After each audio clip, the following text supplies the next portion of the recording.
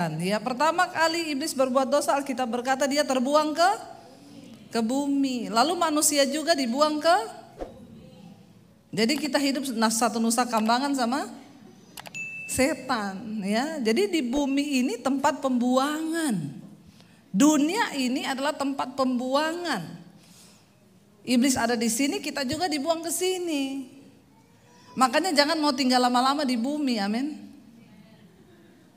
Siapa yang mau Tuhan cepat-cepat datang? Yang masih lama mau tinggal di bumi atau mau kerja terus di Philadelphia? Ya, saudara, Tuhan menciptakan semua baik adanya. Pertama kali ketika manusia ditempatkan di Taman Eden, mereka nggak usah kerja. Mereka bisa makan apapun yang mereka mau ada di sana. Tapi akibat dosa, maka kutuk turun ke atas hidup manusia. Di sana dikatakan Adam, mulai hari ini kata Tuhan, engkau akan berjerih payah untuk mencari makan di bumi. Engkau akan berlelah keringat untuk mencari nafkah di bumi, untuk menghidupi hidupmu. Dan Hawa dikatakan engkau akan merasakan sakit melahirkan. Itu kutuk yang terjadi dalam hidup manusia. Ya, dan ular saat itu dikutuk Tuhan, engkau berjalan dengan perutmu. Ada yang pernah coba berjalan dengan perut? Ya, kalau perutnya kecil bisa, kalau perutnya gede teong-teong, saudara, ya. Jadi siksa loh, ular juga berjalan dengan perut, itu kutukan. Nah, sejak saat itu manusia hidup di bawah kutuk. Dia akan berpeluh mencari nafkah di bumi. Nah, Tuhan mau mengubah kutuk ini, saudara, supaya engkau itu tidak hanya tiap hari bekerja sehingga engkau melupakan Tuhan. Ya. Banyak orang, saudara, sibuk dengan kerja sampai hari Minggu saja nggak bisa ibadah. Kenapa? Ada sibuk hari Minggu. Kita korbankan kesehatan untuk uang, kita korbankan keluarga untuk uang, kita korbankan segala-galanya untuk uang. Kita lupa kalau hari ini kita dipanggil Tuhan. Untuk apa itu semua? Coba lihat kanan kirimu, tanya, kira-kira kamu mati kapan ya? Enggak apa-apa, ngomong aja. Biar membuat kita tersentak. Dan kaget bahwa kita gak akan terus hidup. Ada yang namanya kematian di depan kita. Kalau engkau menjadi orang yang diperbudak hawa nafsu, terus bekerja dan tidak pernah selesainya, engkau masih hidup dalam kutuk, saudara. Bahkan engkau tidak diberi karunia untuk menikmati. Saya itu dengan suami itu punya teman di Solo, saudara. Kami minta tolong dia untuk renovasi rumah yang di Solo. Saya tuh luar biasa ketemu dengan teman suami saya ini, dia teman SMA suami saya, saudara. Ya, umurnya tuh baru 40-an juga. Ketemu, saya bilang, kamu kan kontraktor, pemborong, kami mau minta tolong untuk renov rumah di Solo. Lalu kita ketemu di mall, dia bilang gini, saya tuh sebenarnya sudah enggak mau kerja. Saya kaget. Loh, tapi saya lihat di Instagram kamu renovasi rumah keren-keren itu. Iya, Bu, tapi saya tuh sudah ngomong ke Tuhan, umur 40 saya mau berhenti kerja. Saya mau menikmati hidup dan mau melayani Tuhan.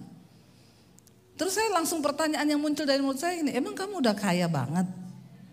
Ya iya dong. Orang kalau muda mau berhenti kerja berarti kan udah kaya banget kan. Dia udah simpan depositnya. Dia bilang, saya ini hidup dengan istri saya, anak kami cuma satu, Bu. Saya sudah punya tabungan yang menurut saya itu akan cukup untuk kami pakai hidup dan anak saya satu. Udah punya rumah, udah punya semuanya, dan saya mau stop saya mau melayani Tuhan dan saya mau menikmati hidup saya dengan keluarga. Saya tuh waktu pulang, tapi saya bujuk-bujukin dia. Ya saya bilang kalau Tuhan masih kasih kesehatan sebenarnya enggak apa-apa lah kamu kerjakan, kamu enggak ngoyo. Enggak apa-apa, yang penting jangan ngoyo, yang salah itu kalau kamu ngoyo loh. Hidupmu juga bisa jadi berkat, orang lain juga bisa makan dari kamu punya karyawan. Ya tapi dalam tanda kutip ya saya dengan suami kami salut loh. Dengan prinsipnya dia loh. Dia sudah punya prinsip umur 40 dia akan berhenti bekerja. Karena dia bilang saya nggak tahu umur saya sampai berapa, Bu.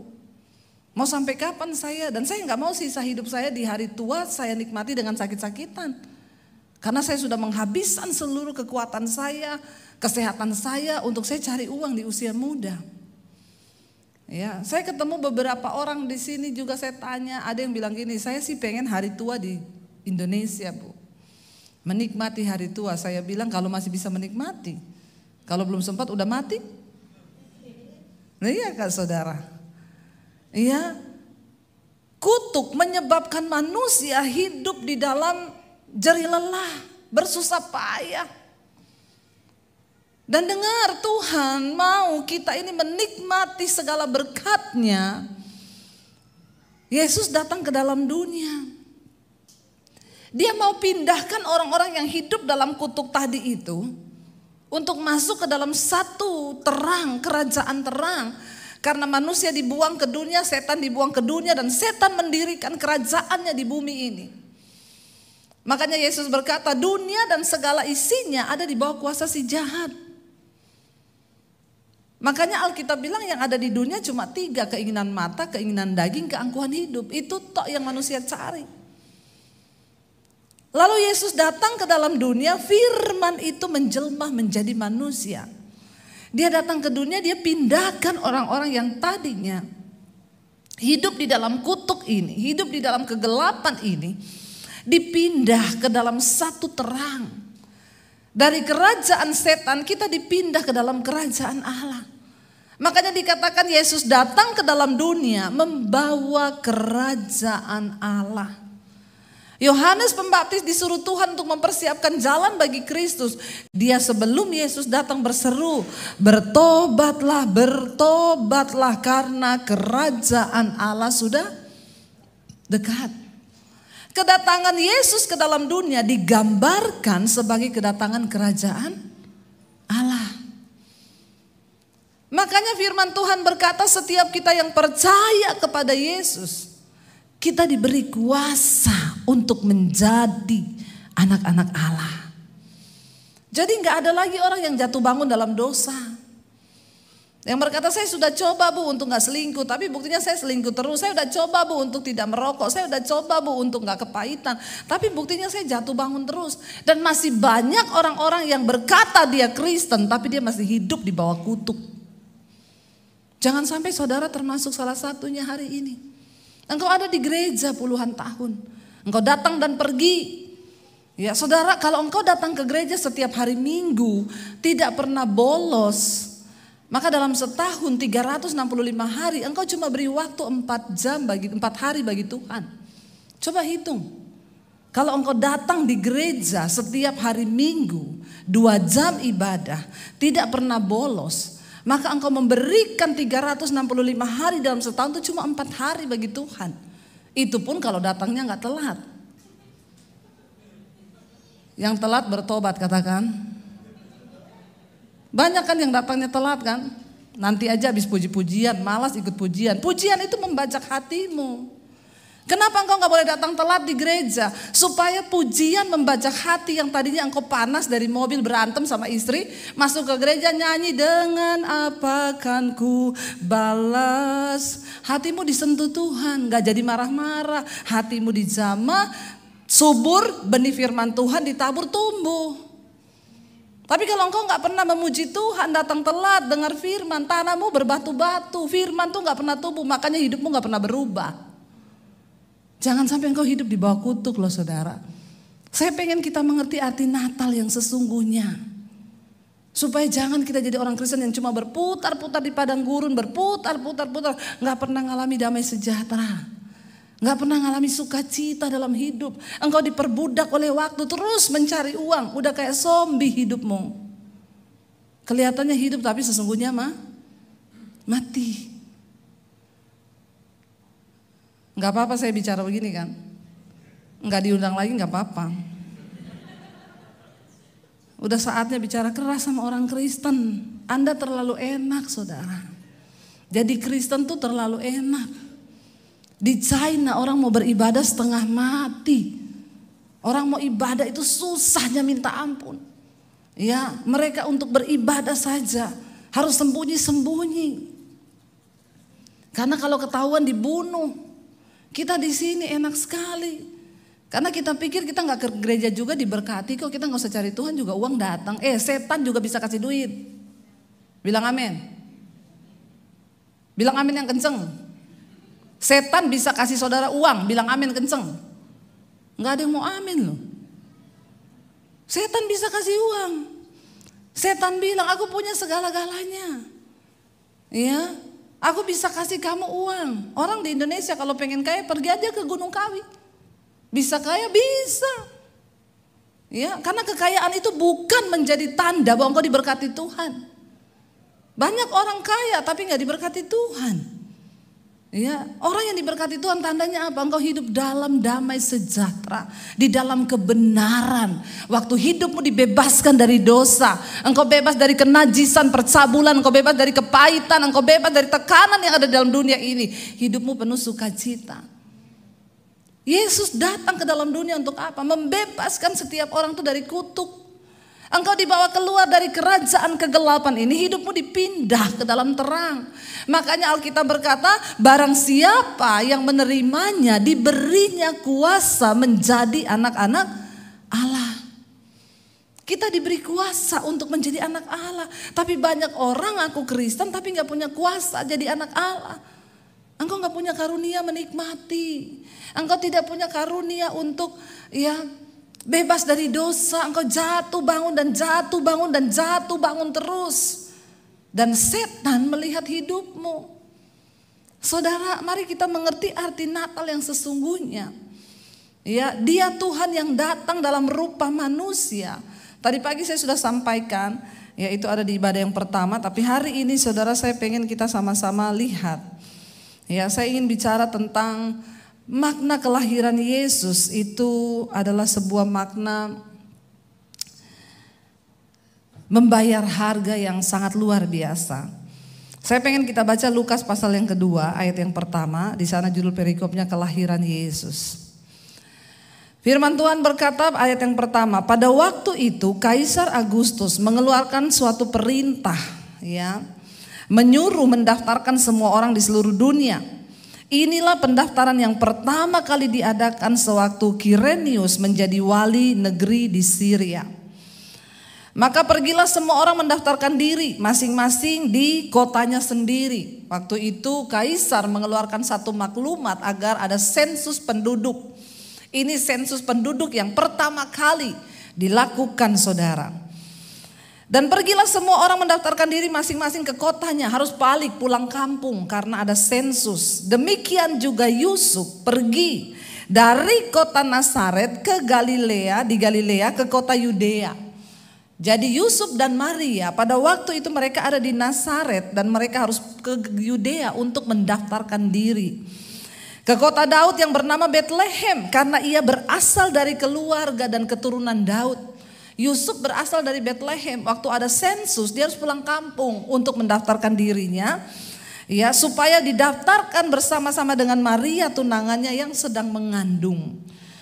Ketika mereka di situ tibalah waktu bagi Maria untuk bersalin. Saudara, saya membayangkan ketika saya ada di Nazaret. Itu jarak kota Nazaret dan Yudea. Pada zaman itu satu-satunya kendaraan yang bisa dinaiki adalah keledai. Maria sedang hamil tua. Bicara tentang kedatangan Yesus itu bicara banyak sekali penderitaan. Dari awal pertama kali Maria dipilih untuk menjadi orang yang melahirkan Yesus, dia belum menikah. Bagaimana dia harus menjelaskan kepada orang-orang bahkan tunangannya bagaimana dia hamil dari Roh Kudus, itu sudah harga yang harus dibayar. Yang kedua, mereka berjalan, saudara bisa bayangkan Maria dalam keadaan hamil tua.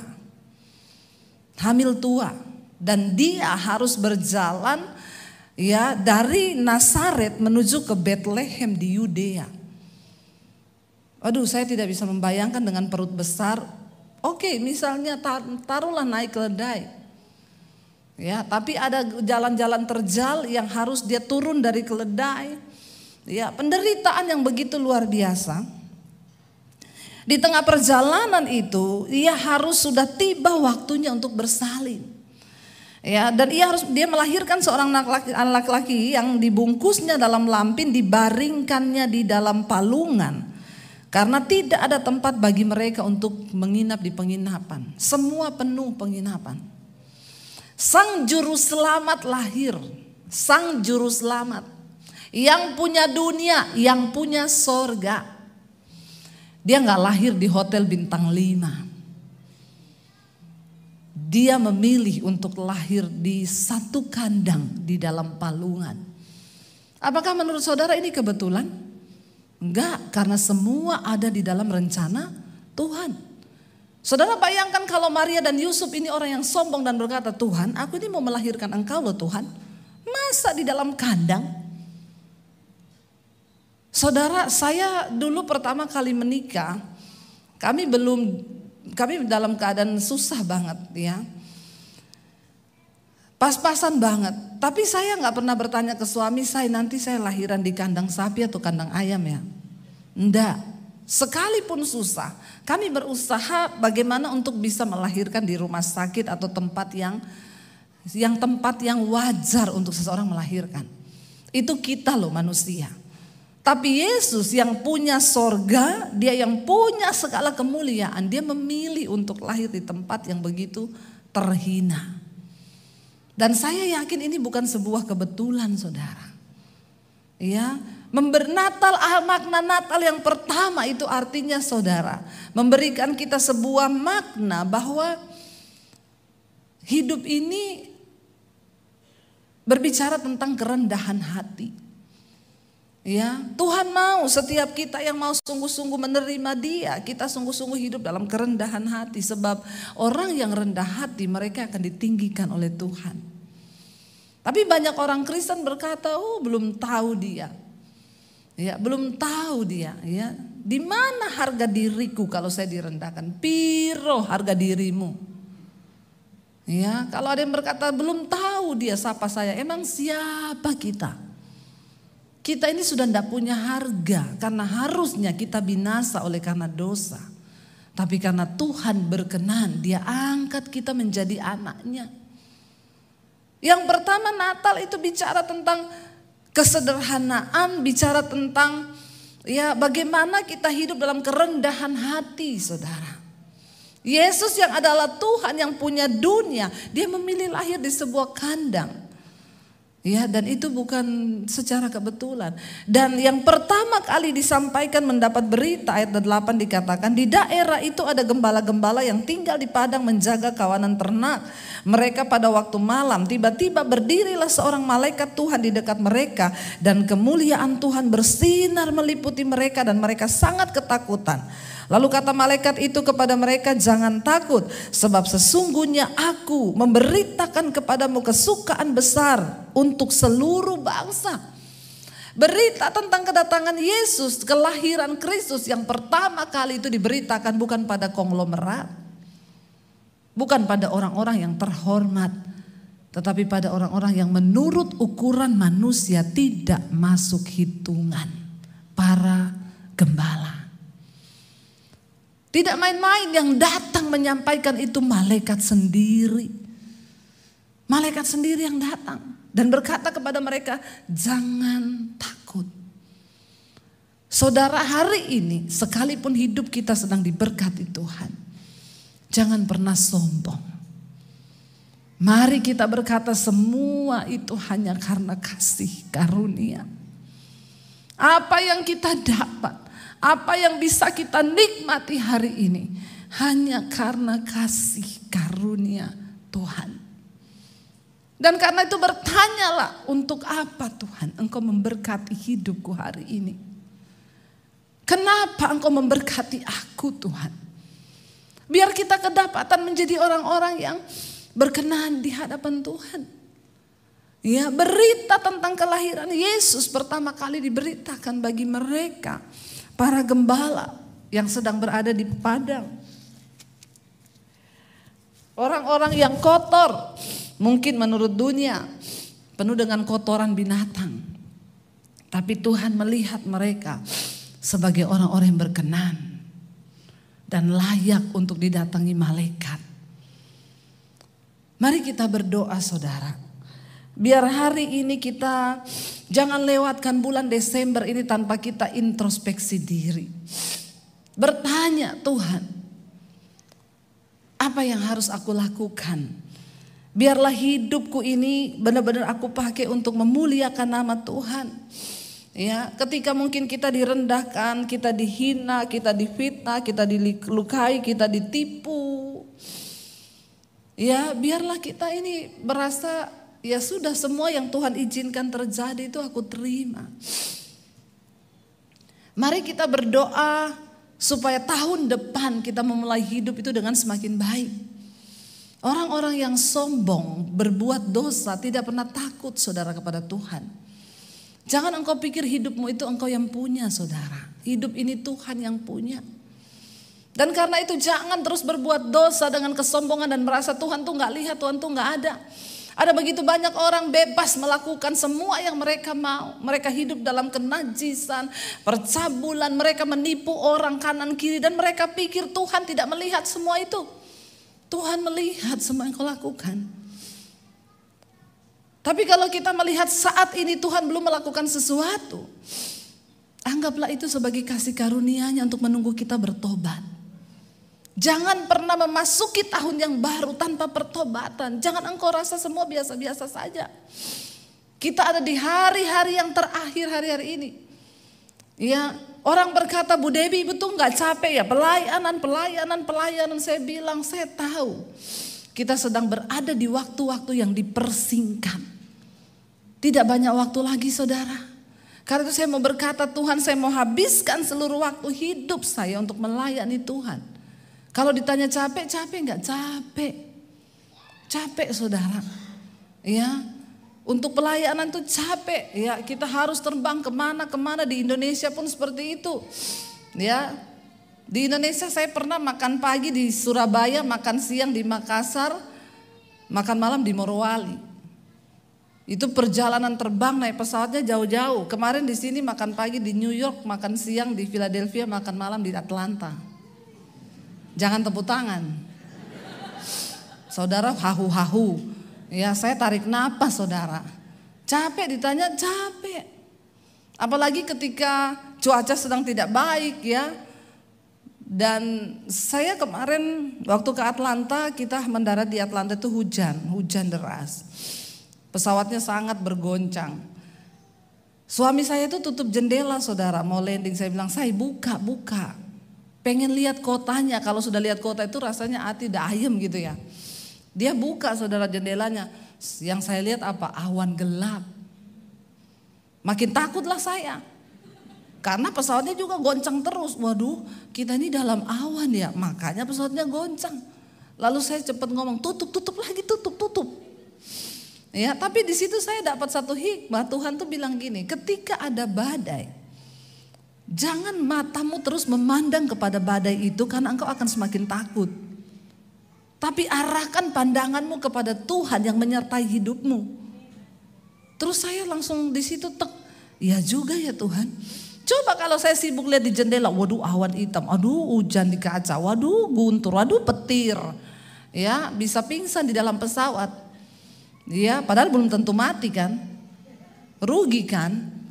Jadi saya di situ dapat hikmah. Tuhan bilang ketika engkau menghadapi badai di hidupmu, ya jangan lihat badai itu, tapi pandang kepada Tuhan yang lebih besar dari badai itu dan Dia yang pegang kendali atas hidupmu. Tahun depan sudah gak perlu takut, asalkan kita masuki dengan hidup yang bertobat. Saudara, engkau terus hidup dalam dosa, percayalah hidup ini gak ada yang pasti. Jangan engkau berpikir pekerjaanmu pasti. Semua bisa berubah dalam hitungan detik. Semua bisa berubah dalam hitungan detik. Makanya kalau hari ini engkau diberkati, hati-hati.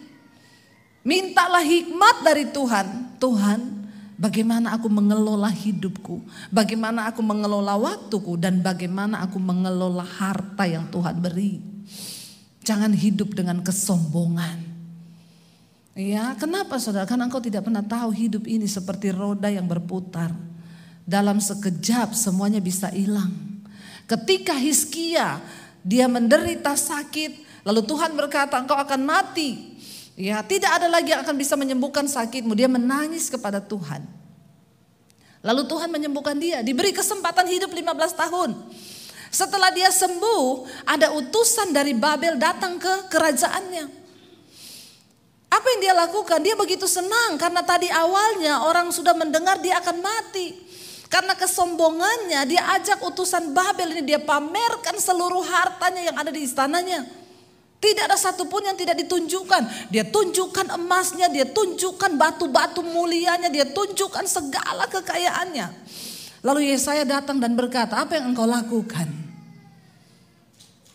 Engkau harus mendengar hari ini, satu saat tidak ada sedikit pun dari apa yang sudah engkau pamerkan itu akan tersisa di dalam kerajaanmu. Akan datang waktunya, semua itu akan direbut daripadamu. Dan engkau tidak dapat melakukan apa-apa. Saudara, kita belajar hari ini. Kalaupun kita dapat memiliki apa yang kita bisa miliki hari ini, semua hanya karena kasih karunia Tuhan. Ya, orang-orang di padang gembala, para gembala, mereka lah yang mendapat perkenanan Tuhan untuk mendapatkan berita tentang kelahiran Yesus.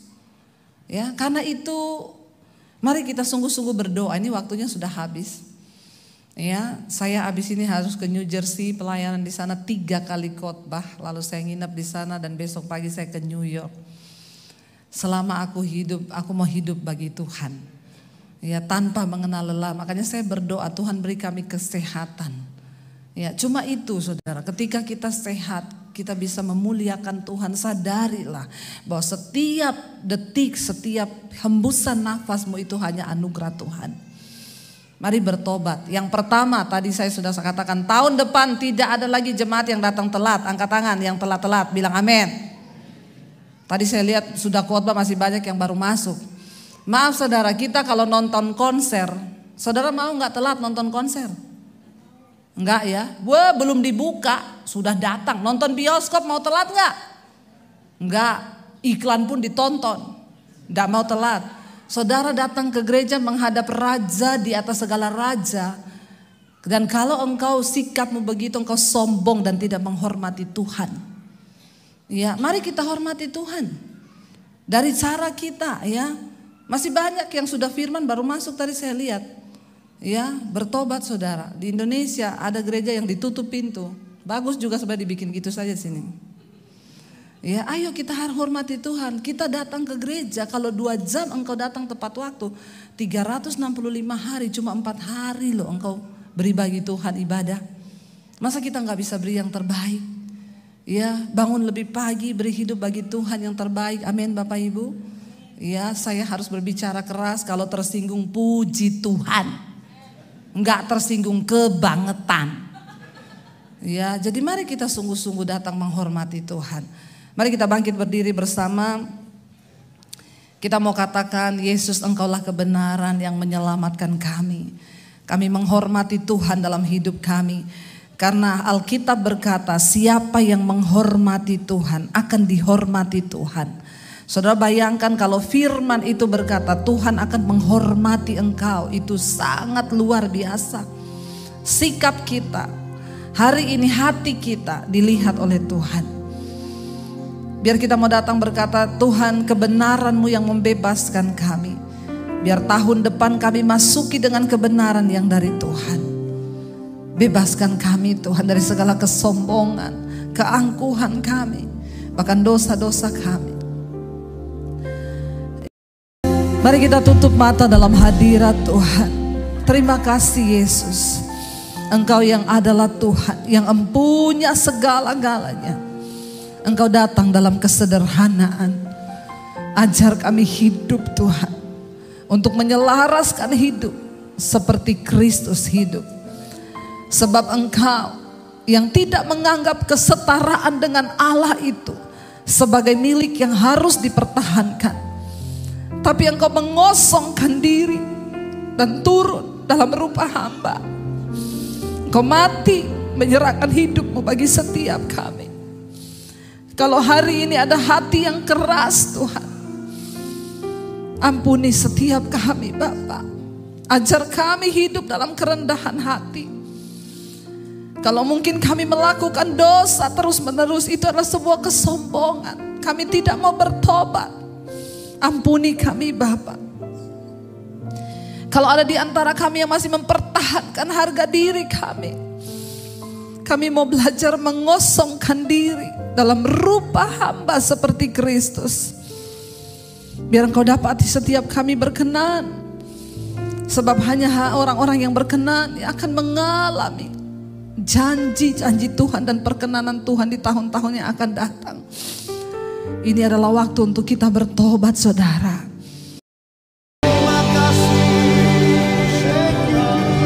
Meteraikan setiap pemberitaan firman ini Tuhan dengan kuasa yang dari sorga, sehingga setiap telinga yang mendengar akan pulang menjadi pelaku-pelaku firman-Mu Tuhan. Dan sebelum tahun 2022 berakhir, biar setiap anak-anak-Mu di tempat ini mengambil sebuah komitmen yang teguh untuk kami selalu memperbarui arti Natal, kami memahami arti Natal dan kami menjalani arti Natal itu setiap hari di dalam hidup kami. Kami sungguh sadar bahwa Tuhan Yesus lahir bukan saja sebagai Raja dan Juru Selamat seperti 2000 tahun yang lalu, tetapi ketika Engkau datang, Engkau akan datang sebagai Hakim yang agung, di mana kami harus mempertanggungjawabkan setiap tindakan kami, setiap perkataan kami, bahkan setiap maksud hati dan pikiran kami. Semuanya terbuka, tidak ada yang tersembunyi di hadapan-Mu. Biar mulai hari ini sampai seterusnya Tuhan, bahkan ketika kami akan mengakhiri 2022, memasuki tahun yang baru 2023, kami terus mengandalkan Tuhan Yesus, karena kami tidak tahu apa yang akan terjadi tahun yang mendatang,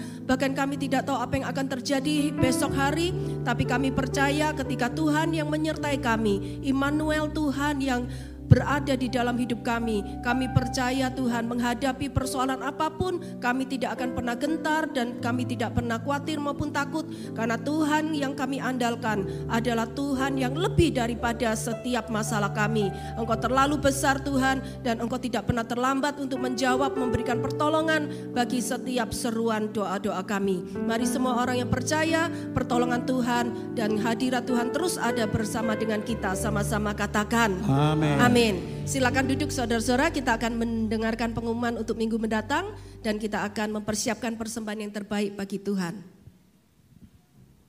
Shalom, happy Sunday. Senang bisa berjumpa kembali di hari Minggu yang ceria ini. Berikut adalah pengumuman gereja yang kami miliki.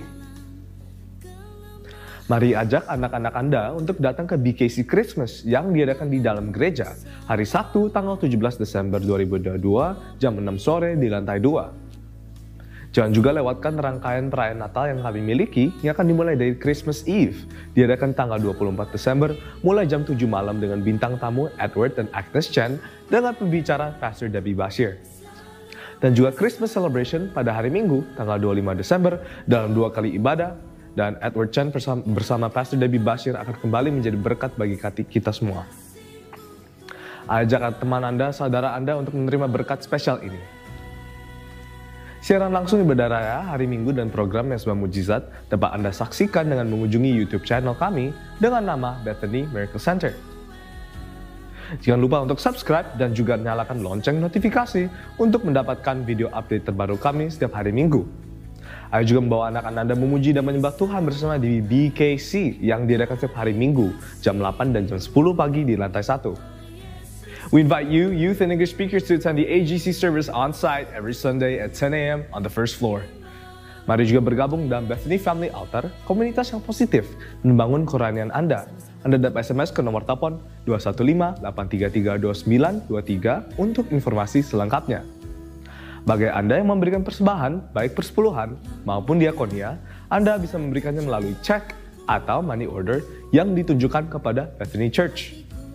Dan bisa Anda masukkan ke kotak pos gereja atau kirimkan melalui pos dengan alamat 1709 South Broad Street, Philadelphia, PA 19148. Anda juga bisa memberikan persembahan secara online melalui PayPal dengan tujuan offering@bethanymiracle.org.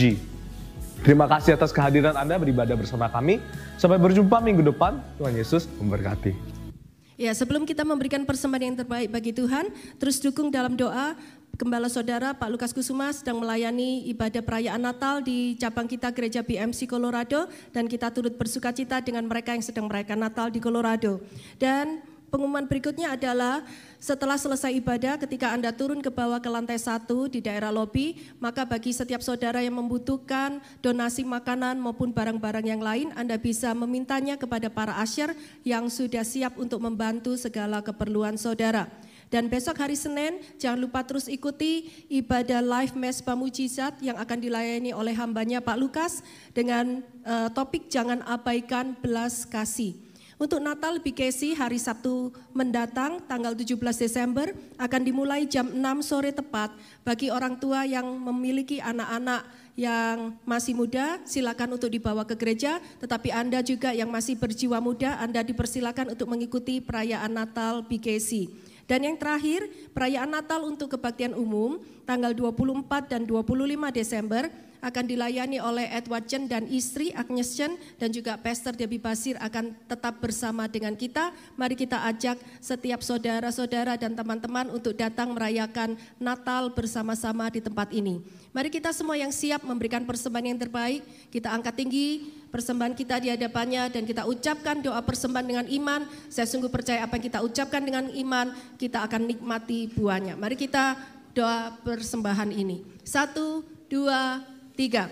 Pada saat saya membawa persembahan, saya percaya pintu surga terbuka dan berkat Tuhan dicurahkan.